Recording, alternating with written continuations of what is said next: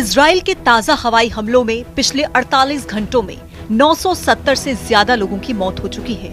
Gaza के स्वास्थ्य मंत्रालय के मुताबिक इजरायली सेना ने यूएन कार्यालय को भी निशाना बनाया, जिसमें एक विदेशी कर्मचारी की मौत हुई और 5 लोग गंभीर रूप से घायल हो गए। लेकिन इजराइल की सेना ने यूएन ऑफिस पर हमले से इनकार किया। 58 दिन तक क्रोध पालने के बाद इजराइल हमास पर फिर से टूट पड़ा। हमला सबसे भीषण हुआ। बारूदी इंतकाम के दृश्य भयावह हैं। पिछले 48 घंटे से दिन रात गाजा में मौत नाचती रही, बम फटते रहे, मिसाइल धमाके होते रहे, रॉकेट की बौछार से धरती आसमान में एक जैसी आतिशबाजी दिखती रही। गाजा में तबाही का नया दौर, मगर ये सिर्फ हमले की शुरुआत है। इजराइल इससे भी व्यापक और विस्फोटक अटैक के लिए रेडी है।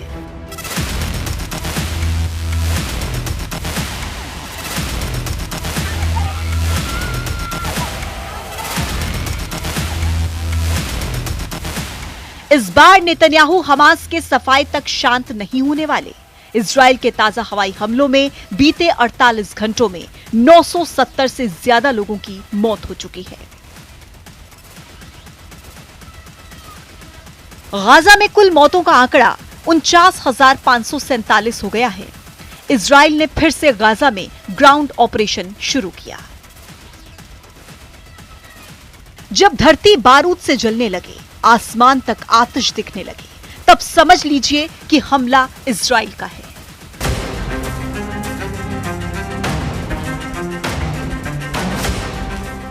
उसी इजराइल का जो अकेले तमाम दुश्मनों पर भारी पड़ता है। इस बार तो इजराइल ने युद्ध समझौते को ताक पर रखकर हमास को उसके गढ़ में घुसकर जला डाला। 17-18 मार्च की दरमियानी रात नेतन्याहू आर्मी ने हमास पर सबसे भीषण हमले की शुरुआत कर दी है। यह हमला कब तक चलेगा, इसे नक्शा रिलीज करके बता दिया गया है। नक्शे में दिख रहे इलाके को जलाकर खाक करने तक नेतन्याहू अब नहीं रुकने वाले। वहीं हमास ने भी ऐलान कर दिया कि अब फाइनल फैसला वॉर जोन में होगा, यानी लड़ाई तब तक चलेगी जब तक नतीजा नहीं निकलता। जिस तरह आधी रात में इजराइल ने हमास को दहलाया है, उससे यह भी साफ हो चुका है कि अब ये लड़ाई नॉन स्टॉप चलेगी। चाहे दिन हो या रात, हमले रुकने वाले नहीं हैं। इजराइल आर्मी चीफ ने खुद मोर्चा संभाल रखा है। हमास पर सेकेंड राउंड अटैक की निगरानी जनरल इयाल जमीर ने की। इसका वीडियो रिलीज कर हमास लीडर्स को इजराइल के इरादे जाहिर किए गए। इजराइल ने दावा किया है कि गाजा अटैक में हमास को बहुत बड़ा झटका लगा है। आईडीएफ ने दावा किया है कि नए हमले में हमास के आंतरिक मंत्रालय के महानिदेशक महमूद अबू वतफा, हमास के राजनीतिक ब्यूरो के सदस्य अबू ओबेदाह मोहम्मद अल जमासी, हमास के राजनीतिक ब्यूरो के सदस्य इसाम अल दालिस, हमास के राजनीतिक ब्यूरो के सदस्य अहमद उमर अल हट्टा, एक वरिष्ठ नेता और हमास के आंतरिक सुरक्षा तंत्र के लिए जिम्मेदार बेहजत अलू सुल्तान मारे गए हैं। वहीं हमास ने दावा किया कि इजराइल ने आधी रात को हमला कर महिलाओं और बच्चों को बेरहमी से मार डाला। गाजा अस्पताल की तरफ से बताया गया कि हमले में 1000 से ज्यादा नागरिकों की मौत हुई है।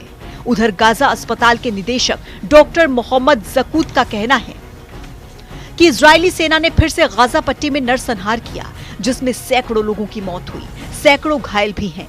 घायल लोग ऐसे हैं जिनकी हड्डियां टूटी हैं, सिर में चोट लगी है, उन्हें सर्जरी की जरूरत है। ये नरसंहार पूरे इलाके में हुआ। गाजा में बारूदी आंधी के बीच पूरी रात एम्बुलेंस दौड़ती रही। अस्पतालों में घायलों को लाने के लिए घोड़ा गाड़ी तक दौड़ती रही। रात का अंधेरा छटा तो जहां तहां लाशें बिछी थी। जनाजों को घेर कर त्रासदी पर आंसू बहाते बच्चे और महिलाएं मातम मनाती दिखी। इजराइल के भीषण हमले के बाद गुस्से का इजहार इस तरह से लोगों ने किया है। पूरी दुनिया अंधी बहरी हो गई है। देखो, ये छोटे छोटे बच्चों और बच्चियों की लाश है। सुबह के वक्त जब मेरी माँ सहरी बनाने के लिए उठी थी और हम लोग सहरी के लिए तैयार हो रहे थे, तभी हमारे पड़ोसी के घर पर हमला हुआ और उनका बेटा मारा गया। मेरी उन मृतकों के लिए दुआ है। राजनीति में नाकाम नेतन्याहू सत्ता में बने रहना चाहता है, जबकि उन्हें पता है कि वो नाकाम हो चुके हैं। इसलिए वो दोबारा जंग करके समर्थन चाहते हैं। मेरी नजर में वो ऐसे शख्स हैं जिसको राजनीति के बारे में कुछ नहीं पता। हम क्या कहें, यही हमारी किस्मत है। ईश्वर रहम करे, नेतन्याहू अपने आगे किसी को कुछ नहीं समझते।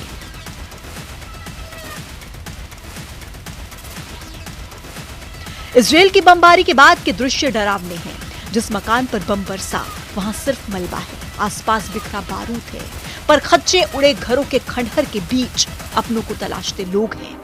खूनी कफन से लिपटे जनाजे गाजा में गली गली उठ रहे हैं, लेकिन ये त्रासदी की शुरुआत भर है। हमास नहीं माना, बंधक रिहा नहीं हुए, तो आगे जो होगा वो इस नक्शे में दर्ज है। इजराइल डिफेंस फोर्स के रिलीज नक्शे को आप देख लीजिए। नक्शे पर दिख रहा लाल इलाका कल को धरती से मिट सकता है। यहां इंसानों के बचे रहने की उम्मीद बिल्कुल भी नहीं रह गई है। नेतन्याहू ने इस मैप के जनरल इयाल जमीर को देकर फौरन एक्शन लेने का ऑर्डर दे दिया है। मतलब ये कि इजराइल हमास के आखिरी बचे गढ़ को ध्वस्त करना शुरू करने जा रहा है। इस लाल रंग की जद में जो रहेगा उसे शायद ही कोई अब बचा पाएगा। गाजा पट्टी में इजरायली सेना ने बड़े सैन्य अभियान की चेतावनी जारी की। जारी किए गए नक्शे में कई इलाकों को खतरनाक युद्ध क्षेत्र घोषित किया गया और वहां रह रहे लोगों से फौरन जगह खाली करने की वार्निंग दी गई।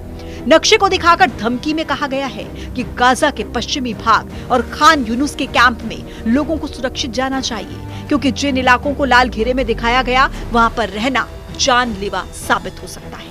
इजराइल ने अपने अगले टारगेट को हमास के खिलाफ सबसे बड़ा मिलिट्री ऑपरेशन बताया है।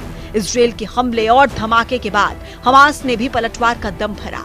हमास टॉप कमांडर इज्जत अल रिश्क नेतन्याहू को धमकी देकर कहा है, नेतन्याहू का युद्ध को फिर से शुरू करने का फैसला बंधकों का बलिदान करने का है। नेतन्याहू की सरकार अपने आंतरिक संकट से ध्यान हटाने के लिए युद्ध का इस्तेमाल एक लाइफ बोट की तरह से कर रहे हैं। साफ है कि अब तक हुआ जुबानी और कागजी समझौता टूट गया है। यह युद्ध उन महाशक्तियों के रोके भी नहीं रुकने वाला जो खुद को सुपर पावर समझते हैं।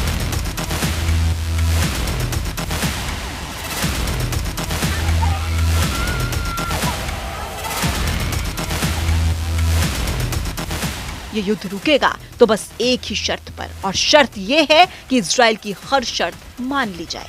गाजा तभी बचेगा। इजराइल की शर्त यह है कि हमास का वजूद मिट जाए, फिलिस्तीन तभी बचेगा। इजराइल की शर्तें नहीं मानी गई तो जैसी तबाही शुरू हुई है उसकी हद पार होगी। हमले इस बार से भीषण होंगे। इजराइल भी मारेगा, हमास भी पलटवार के लिए रेडी है। हमास ने नेतन्याहू से बदले का ऐलान कर दिया है। हमास ने जब भी बदला लिया है, इजराइल में खून की नदियां बही हैं। तेल अवीव तक को जला डालने वाले लड़ाका ग्रुप ने युद्ध विराम के बीच हुए इजराइल के हमले का इंतकाम लेने की घोषणा कर दी है।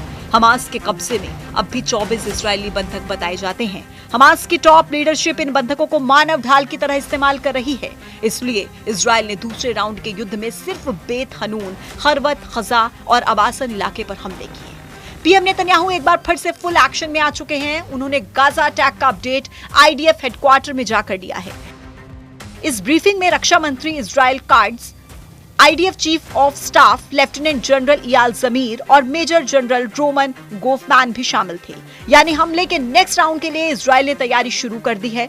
मुमकिन है इस बार इजराइल के साथ अटैक में सुपर पावर भी साथ हो, क्योंकि ट्रंप ने पहले ही साफ कर दिया था कि इजराइल बंधकों की रिहाई नहीं होने पर जो भी करेगा उसमें अमेरिका साथ देगा। ट्रंप के बार बार धमकी दिए जाने के बाद भी जब हमास ने बंधकों की रिहाई नहीं की तो हमला शुरू हो गया। यह हमला गाजा को नर्कलोक बनाने तक जारी रह सकता है। इसी खौफ में हमास ने शायद अमेरिकी बंधक की रिहाई की पेशकश कर दी है। उधर मीडिया रिपोर्ट्स में दावा किया जा रहा है कि हमास ने कहा है कि वो ईदान अलेक्जेंडर को छोड़ देगा।